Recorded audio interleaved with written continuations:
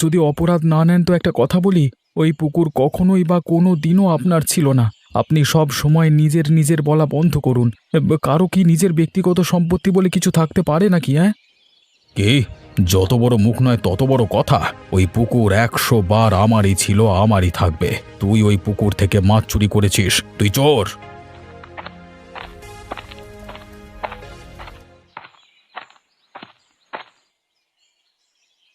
ছেড়ে দিন মোড়ল মশাই, ছেড়ে দিন।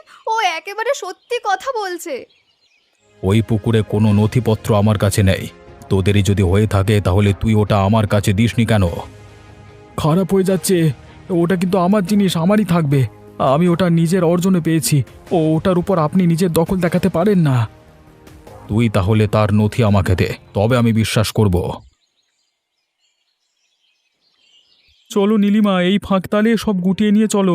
ওরা সব এখন ঝগড়ায় ব্যস্ত হয়ে আছে।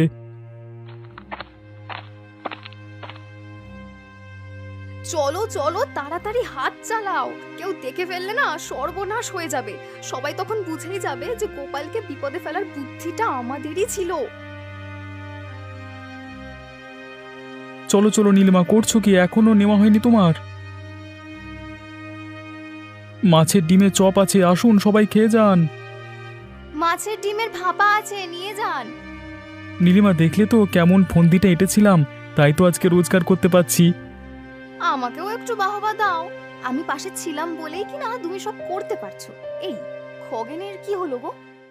আরে পুড়ে মরুক বেটা, আমার আর দেখবার দরকার নেই। মরুক ও বেটা, ওদের সাথে ঝামেলা করে। হ্যাঁ ওই দেখো, ও কি চাইছে, ওকে দাও। দাঁড়িয়ে থেকো না। হ্যাঁ, যেটা বলছিলাম, যখন দেখবে ব্যাটার পেরে উঠছে না, তখন ব্যাটা বাপ বাপ বলে ছুটে পালিয়ে আসবে। কিন্তু যেদিন আমাদের সব কারসাজি সবাই জানতে পেরে যাবে, সেদিন তো মোড়ল মশাই আমাদের ছেড়ে কথা বলবেন না। আরে ছাড়ো তো, যখন যা হবে সেটা দেখা যাবে। এখন যেটা করছো সেটাই মনোযোগ দাও, যেন লোক খারাপ না বলতে পারে।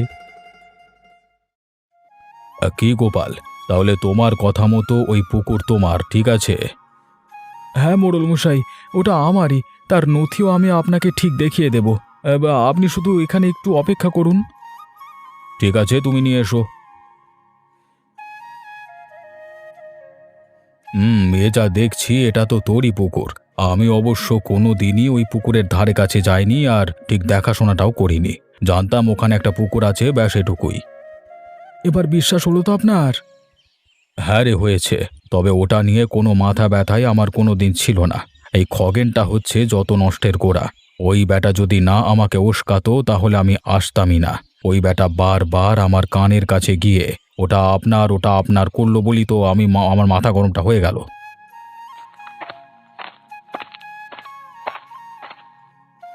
আরে ওই দেখুন, এবার সুযোগ বুঝে কেটে পড়ছে মালটা। ধরুন ওকে। আর এর পেছনে কারা কারা আছে সেটাও একবার জিজ্ঞাসা করুন। এই ব্যাটা খগেন, পালাচ্ছিস কোথায়? আয় এদিকে, তোর আজকে হচ্ছে, দাঁড়া। ছেড়ে দিন বাবু, ছেড়ে দিন। এত আমার কোনো দোষ নেই।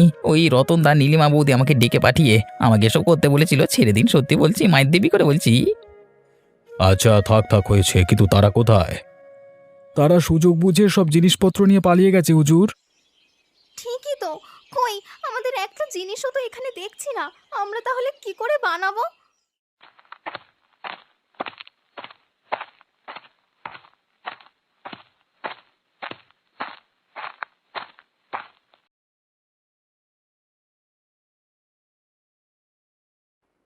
বলছিলাম কি, একটা মাছের ডিমের বড়া ভাজা পাওয়া যাবে? হ্যাঁ হ্যাঁ হ্যাঁ, কেন নয়, নিশ্চয়ই দেবো, একটু বসুন।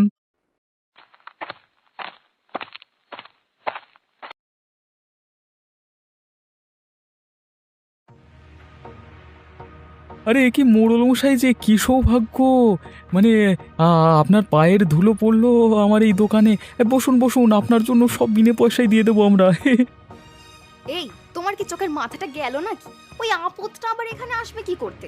যাকে তাকে যা তা বলে ফেলছো। নীলিমা, নীলিমা মুখ সামলে, উনি আমার সামনে বসে আছেন। কই দেখি।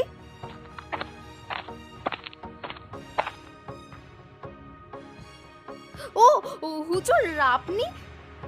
আপনি বসুন, আপনি বসুন, আমি একটু আসছি। হ্যাঁ, ওরে ব্যাটা, আমাকে বসিয়ে রেখে তুই পালাচ্ছিস কোথায়? সৌভাগ্যের কথা বলছিলিস না? সেটা আমার না, তোর এখন থেকে বোঝাবো, চল। খগেন সব স্বীকার করে দিয়েছে, আসল কালপ্রিট যে তোরা সেটা আর কারো জানতে বাকি নেই। একে তো অন্যায় করেছিস, তারপর আবার ওদের জিনিসপত্র চুরি করে নিয়ে এসেছিস, লজ্জা করে না তোদের? ছেড়ে দিন বাবু, ছেড়ে দিন, আর কখনো এরকম কাজ করবো না, ক্ষমা করে দিন। চল চল, সব জিনিসপত্র নিয়ে আবার ওদেরকে ফিরিয়ে দিবি, চল। ওরা সৎ পথে উপার্জন করুক, আর ওর দোকানের সামনে আজ থেকে তোরা দুজনের কর্মচারী হয়ে কাজ করবি। এটাই তোদের শাস্তি। তোরা লোককে চোর প্রমাণ করতে চাইছিলিস না, দেখ কেমন লাগে এরপর। এমন শাস্তি দেবেন না মোড়ল মশাই, আর কখনো কারোর ক্ষতি করব না। আমি বেশি লোভ করে ফেলেছিলাম, তাই আমাদের আজ এই দুর্গতি। ও হুজুর, ছেড়ে দিন না, আর কখনো আমরা এমন করব না। আমি এক কথার মানুষ, বারবার এক কথা বলতে আমার ভালো লাগে না। যা বলছি, যেটা বলছি সেটা তাড়াতাড়ি কর। শুধুমাত্র তোমার জন্য এরকম হলো। ধুর, তোমার কথা শোনাও পাপ। হ্যাঁ, এখন তো সব দোষ আমারই।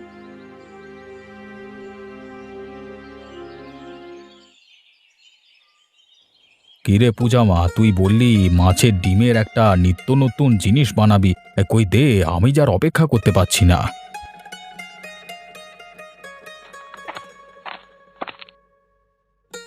এই নিন বাবু, খেয়ে দেখুন কেমন হয়েছে।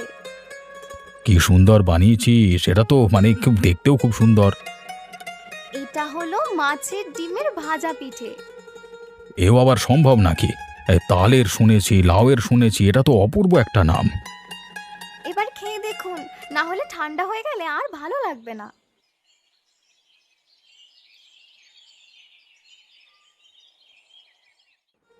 বাহ বাহ বাহ বাহ, অপূর্ব। কোনো জবাব নেই তোর হাতের রান্না রে, অতুলনীয়, অনবদ্য। কেমন খাচ্ছেন মোড়ল মশাই? কেমন স্বাদ আমার পুকুরের মাছগুলোর? দারুণ। কি খাওয়াও মাছগুলোকে? কি আর দেবো মোড়ল মশাই, টাকার অভাবে সেইভাবে তো আর যত্ন নিতে পারি না। যখন যেটা পাই তখন সেটাই দিই। তোকে আর এসব নিয়ে চিন্তা করতে হবে না, ওই সমস্ত খরচ খরচা আজ থেকে আমি নিলাম। তোরা শুধু দোকানের দিকে ভালো করে মন দে। ও হ্যাঁ, আর প্রত্যেক সপ্তাহে আমাকে এই ভাজা পিঠে খাওয়াতে ভুলবি না যেন।